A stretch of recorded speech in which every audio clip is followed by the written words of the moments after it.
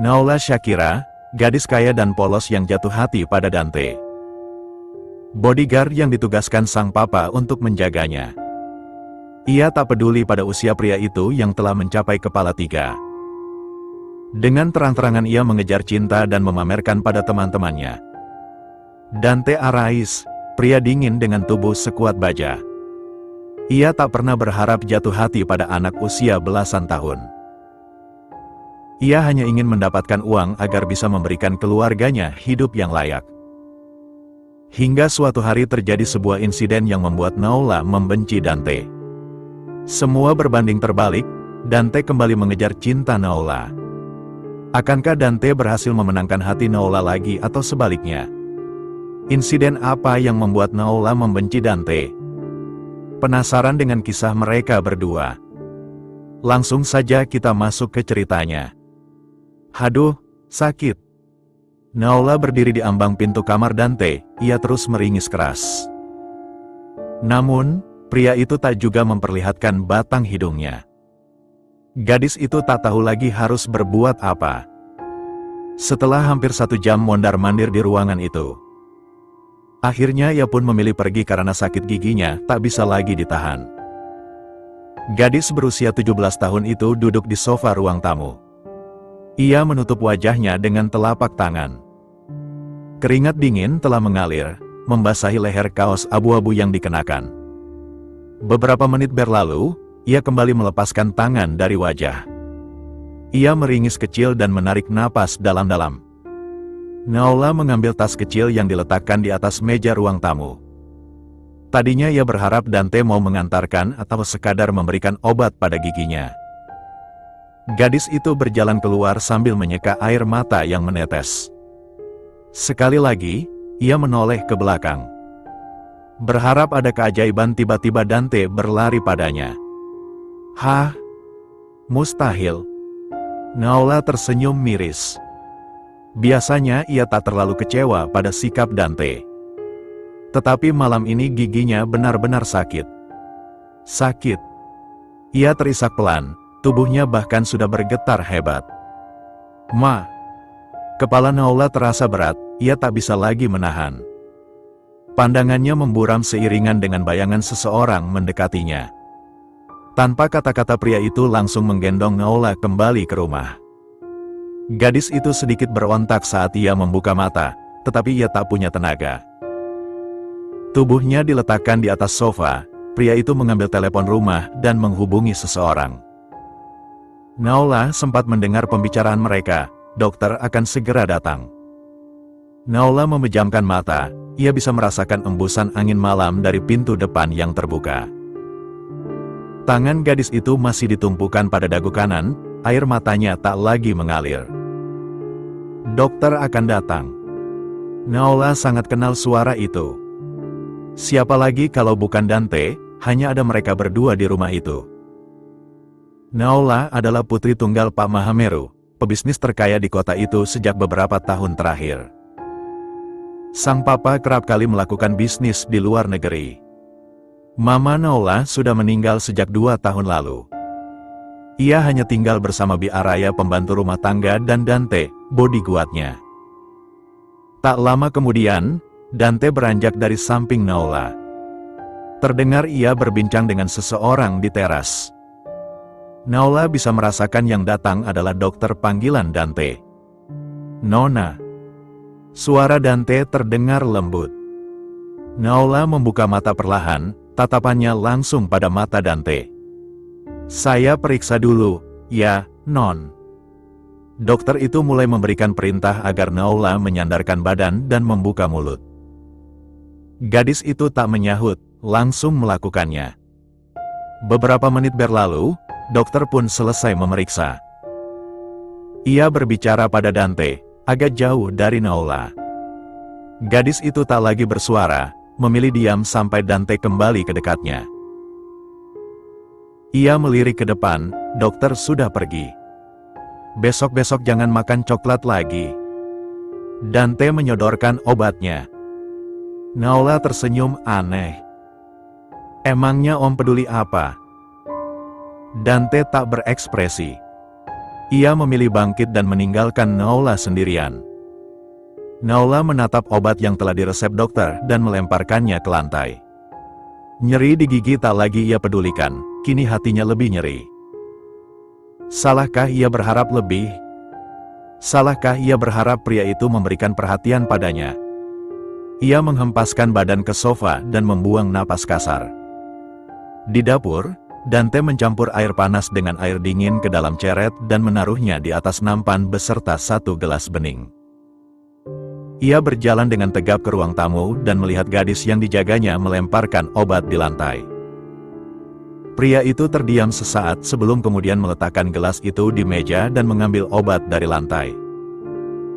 Tak lupa juga, ia menuangkan air ke gelas. "Minumlah." Naola membuka mata sedikit dan kembali menutupnya saat melihat Dante. "Nona Naola, minumlah. Besok Anda harus sekolah," ulang Dante mencoba tetap sabar. Naola menggelengkan kepala. "Naola udah sembuh, pergi aja sana." Dante tak memedulikan ucapan gadis itu, ia menggeser nampan agar lebih dekat dengan Naola. "Naola nggak mau minum obat. Biar aja Naola mati, biar Om senang. Gak lagi repot ngurusin Naola, bisa ketemu sama cewek manapun, bisa kencan dengan siapapun.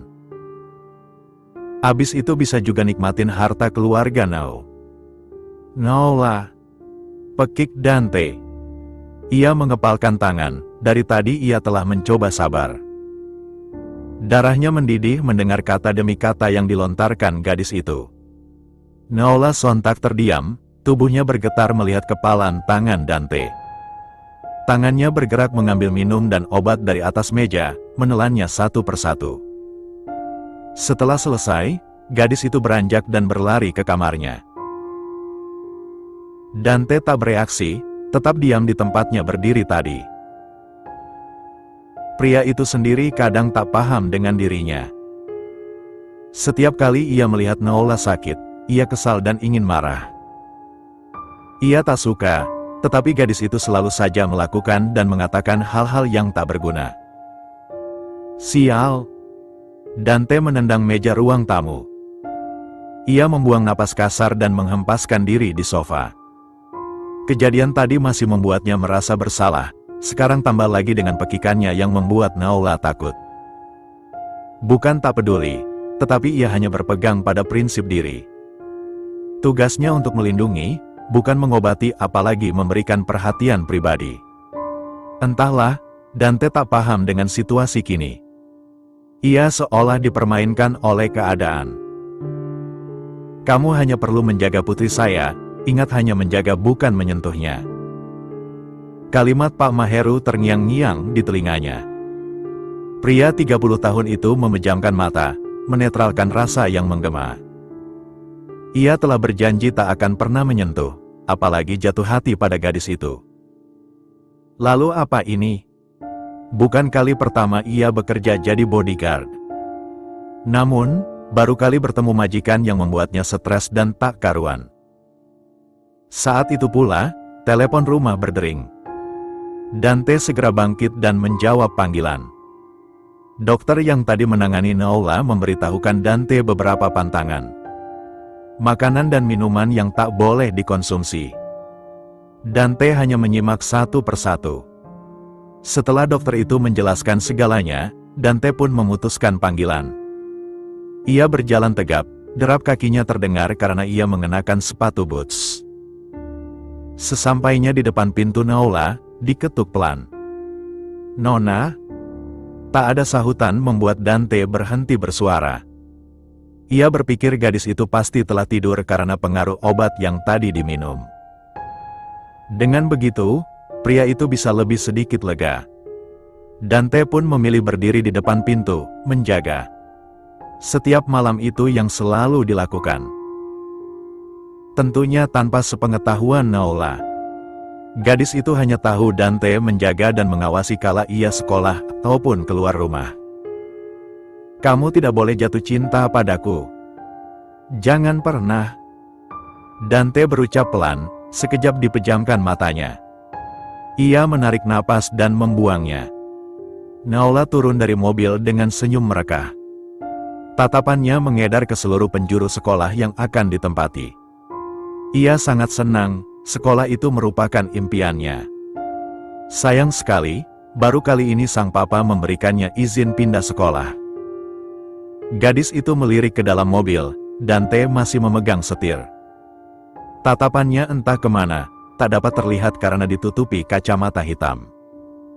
Om pulang aja. Nanti pulang sekolah Naola telepon. Gadis itu melenggang pergi dengan senyuman di bibirnya. Saat Naola akan menaiki tangga, sebuah teriakan yang sangat dikenal menyapa. Siapa lagi kalau bukan Zeni, sahabatnya sejak sekolah dasar. Keduanya saling berpelukan dan loncat-loncat karena gembira. Om dan Tega ikut? Tanya Zeni setelah melepaskan pelukan. Hele, Naola tahu, nih. Sebenarnya Zeni pengen lihat Om Dante bukan Naola. Tahu gitu, mending Naola pindah ke sekolah lain aja. Naola pura-pura cemberut, ia melangkahkan kaki ke tangga pertama. Namun, lagi-lagi Zeni berteriak, mau tak mau ia terpaksa menghentikan gerakannya. Om Dante. Zeni berjalan setengah berlari. Naola segera berbalik untuk memeriksa keberadaan Dante. Gadis itu berdesis saat melihat para gadis menatap kagum pada pria yang telah menjaga Naola 3 bulan terakhir. Hei, gak usah jelalatan matanya. Naola mengambil alih posisi di depan Dante. Ia menutupi wajah pria itu hingga hanya menampilkan mata bulatnya. Zeni yang tak mau ketinggalan pun turut berdiri di depan Dante. Hal itu membuat bodyguard itu risih dan mengambil ancang-ancang melarikan diri. Namun, bunyi bel lebih dulu menyelamatkannya. Para siswi berlarian untuk mengantarkan tas ke kelas, sedangkan Naola masih bertahan di tempat. Zeni, baris sana. Titah Naola. Temannya tak menggubris, ia tetap memandangi Dante dengan penuh kekaguman. Naola menarik tangan Zeni secara paksa, mereka menjauh dari pandangan Dante. Gak usah lihat-lihat ke belakang lagi. Naola menyentak tangan Zeni kasar. Temannya itu terbahak-bahak melihat tingkah Naola. Naola, kalau lo gak mau Om Dante diambil orang, ya jaga yang benar. Entre sererer terer TTT. Naola menutup mulut Zeni dengan tangannya sendiri. Zeni gadis yang centil, lebih dari Naola. Mereka bersahabat sejak SD, lalu berpisah saat masuk SMA. Namun, kini mereka kembali bersama tentu tanpa sepengetahuan orang tua mereka. Jika mereka tahu, pasti salah satu dari mereka akan dipindahkan. Dari persahabatan itu, tentu Zeni sudah tahu banyak tentang Dante. Zeni kerap menggoda Naola, hingga gadis itu mengomel panjang lebar. Dante melirik jam tangannya saat bel pulang sekolah berbunyi. Ia keluar dari mobil dan membuka kacamata hitamnya dan menyipitkan mata. Seorang wanita berseragam warna kaki datang mendekati dengan senyuman manis. Nungguin anaknya, Pak? Tanya wanita itu ramah. Dante tak menyahut, ia mengeluarkan ponsel dari saku celananya dan menghubungi Naola. Beberapa detik kemudian, terdengar teriakan Naola di seberang. Naola udah jalan ini. Dante menjauhkan ponsel dari telinga dan mematikan panggilan. Anaknya, Pak? Tanya wanita itu lagi. Bukan. Siang, Om. Naola menyapa dengan tatapan ke ibu guru. Kamu Naola anak Pak Maheru, ya? Yang baru pindah itu. Wanita itu menyunggingkan senyum manis. Iya, Bu, sahut Naola singkat. Ayo, Om. Tanpa menunggu reaksi sang ibu guru. Naola menarik tangan Dante agar segera masuk ke mobil. Dante bergerak cepat, ia membuka pintu mobil untuk Naola. Tanpa membuang-buang waktu, mobil mereka pun melaju meninggalkan pekarangan sekolah. Dalam mobil Naola menatap Dante lama. Tadi ngomong apa sama ibu itu? Tanya Naola hingga membuat Dante menoleh. Tidak banyak.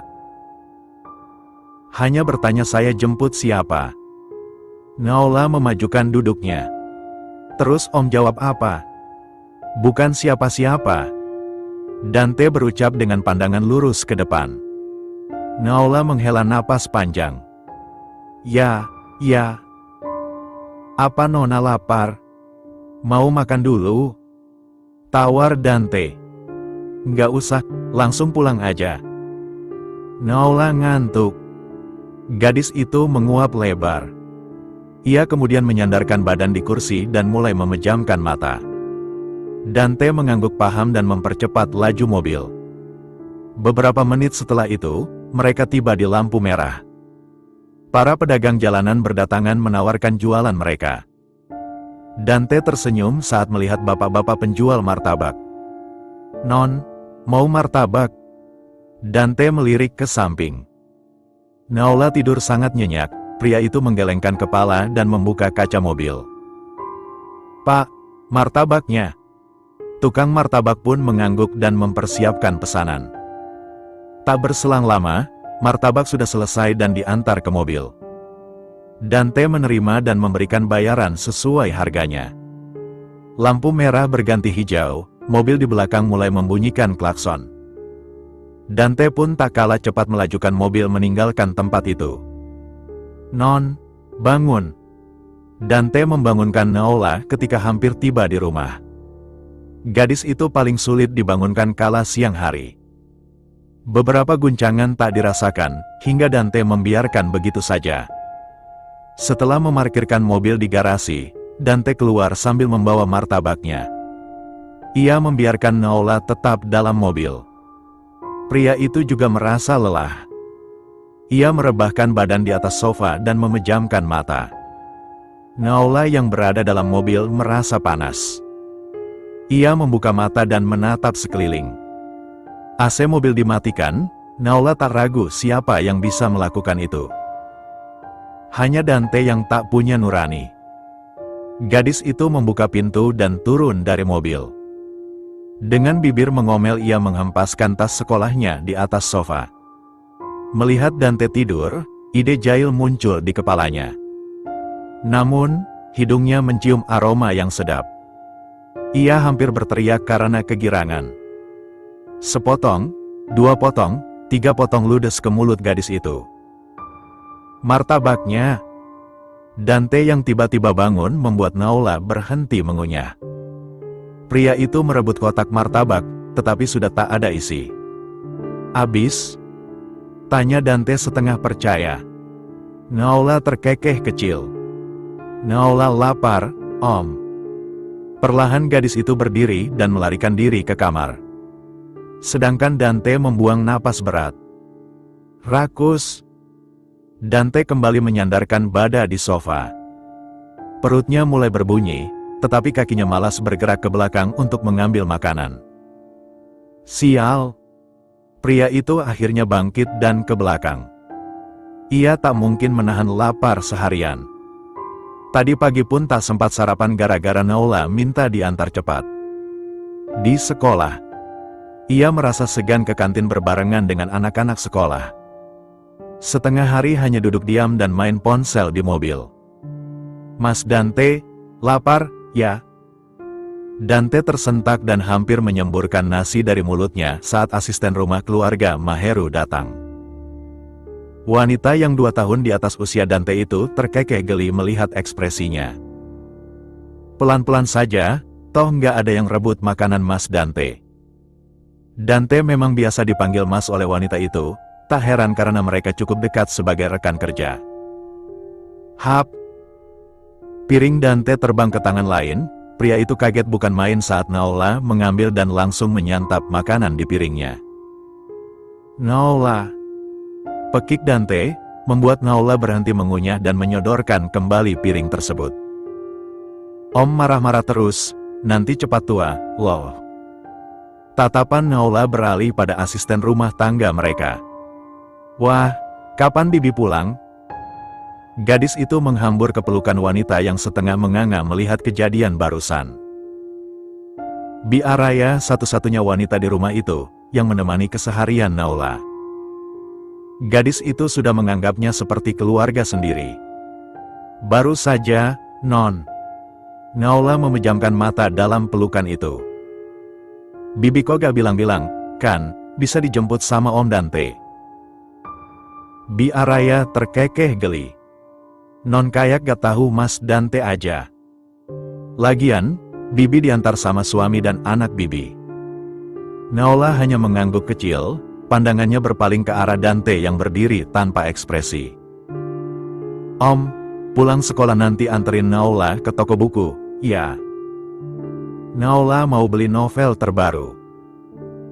Dante hanya menganggukkan kepala sekilas untuk menanggapi perkataan Naola. Gadis itu keluar dari mobil, melangkah menuju gerbang sekolah yang terbuka lebar. Dante melirik arloji di pergelangan tangannya dan mulai memutar setir mobil. Ia ada tugas setelah ini. Dante melajukan mobil dengan kecepatan sedang, ia membuka kacamata hitam yang dikenakan. Pandangannya lurus ke depan, jalanan cukup padat mengingat hari masih pagi. Sesuai perintah sang bos, Dante pergi menuju bandara. Pak Maheru meneleponnya tadi malam agar menjemputnya setelah mengantar Naola ke sekolah.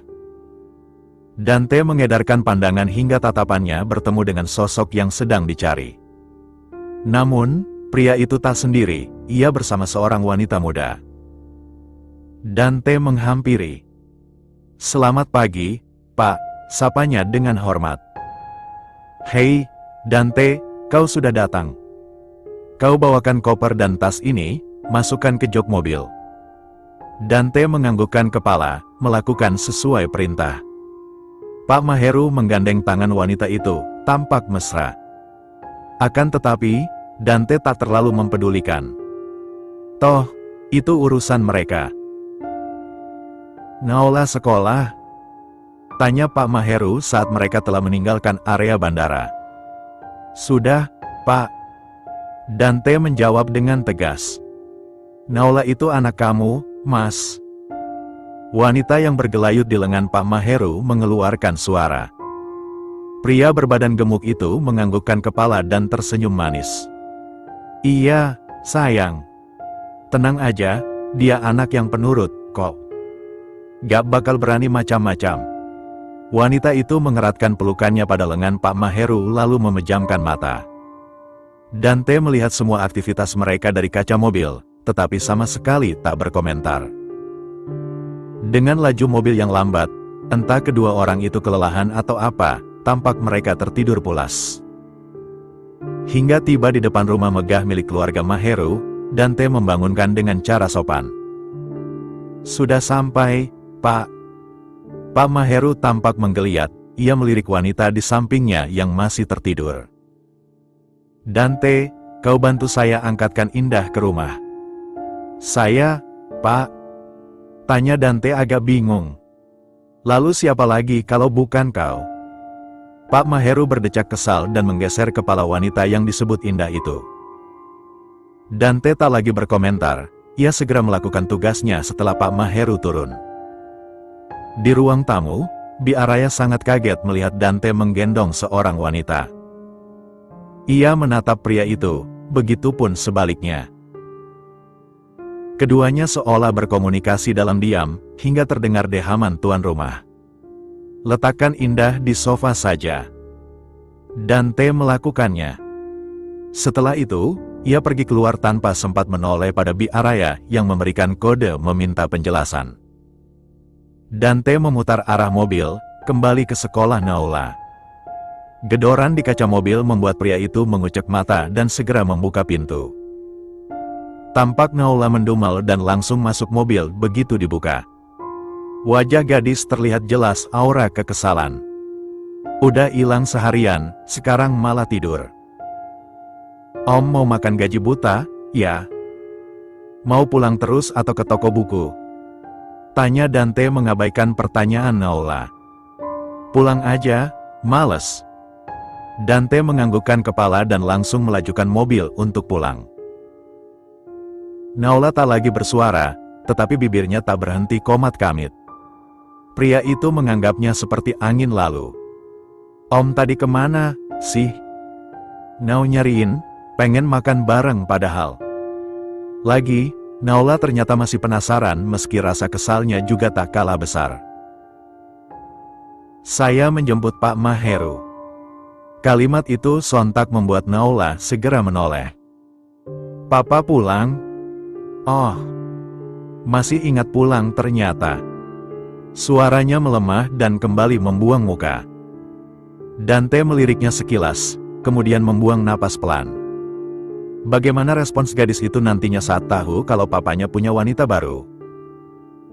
Dante tak berani menceritakan hal itu, ia khawatir gadis itu melakukan hal aneh-aneh. Tak lama kemudian, mobil mereka pun tiba di depan rumah. Naula turun tanpa berkata-kata, langsung membuka pintu depan. Ia berdiri lama, tanpa suara, tanpa gerakan. Dante yang baru selesai memarkirkan mobil langsung menghampiri. Di depan mata mereka, Pak Maheru sedang bermesraan dengan wanita itu. Dante mendeham untuk menyapa mereka. Kedua insan itu terkaget dan langsung melepaskan pelukan mesra. Naula berjalan perlahan, mendekati mereka. Udah pulang, sayang? Pak Maheru mencoba memeluknya. Naula menepis. Dia siapa, Pak? Suaranya masih normal. Dia mama baru kamu. Papa dah nikah sama dia bulan lalu. Aslinya orang Indonesia kok, cuma kebetulan kemarin bertugas di Perancis, jadi kita bisa saling kenal. Kenal. Pak Maheru tersenyum kecil dan memanggil istri barunya mendekat. Dia istri baru Papa? Sanggup? Papa sanggup ngelakuin itu sama Naula? Tega banget, Pak. Jahat. Naula berlari ke atas, ia tak peduli berapa kali sang papa memanggil. Bi Araya yang melihat kejadian itu langsung bergegas mengejar. Sedangkan Dante hanya berdiri dengan tangan yang terkepal.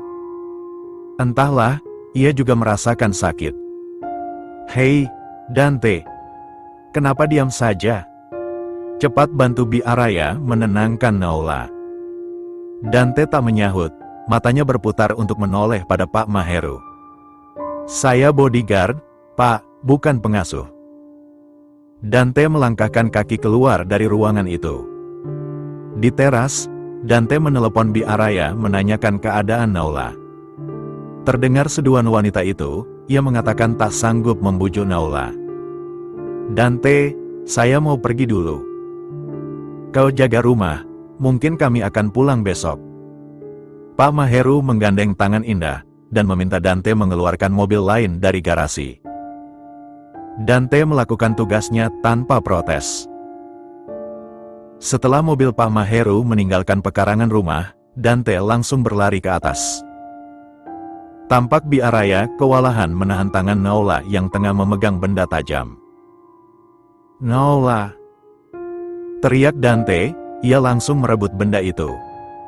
Alhasil, tangannya tergores dan mengeluarkan darah. Isakan Naula masih terdengar, matanya telah sembab. Ia merangkak mendekati Dante, mengamit tangannya dan hendak mengelap. Dante menepis kasar. Bi, tolong tenangkan dia. Dante beranjak dari tempat itu. Tangis Naula kian histeris. Di depan pintu kamar, Dante kembali mengepalkan tangannya. Hal inilah yang paling dibenci, paling membuatnya ingin meluapkan segala rasa di dadanya. Ini pertama kali ia melihat Naula melakukan itu. Dante terduduk lemas, darah masih menetes dari telapak tangannya. Di matanya selama beberapa bulan ini, Naula adalah gadis ceria, cerewet dan agak centil. Hari ini ia merasa Naula itu gadis rapuh yang selalu mencoba menjadi pohon kokoh. Hidupnya yang hanya ditemani Bi Araya beberapa tahun terakhir sejak kematian sang ibu, membuat ia tampak berbeda. Begitu kata Bi Araya, tetapi Dante baru memahaminya sekarang. Inikah yang berbeda itu? Mas Dante. Dante tersentak saat Bi Araya menyentuh bahunya. Pria itu menyeka sudut matanya. Bagaimana, Bi? Nona sudah tidur, tapi ada hal yang ingin Bibi katakan pada Mas Dante. Ya, katakan saja, Bi. Dante bersiap mendengarkan. Bagaimana jika Nona kita bawa ke dokter spesialis? Bibi khawatir, sakitnya makin parah. Nona sakit,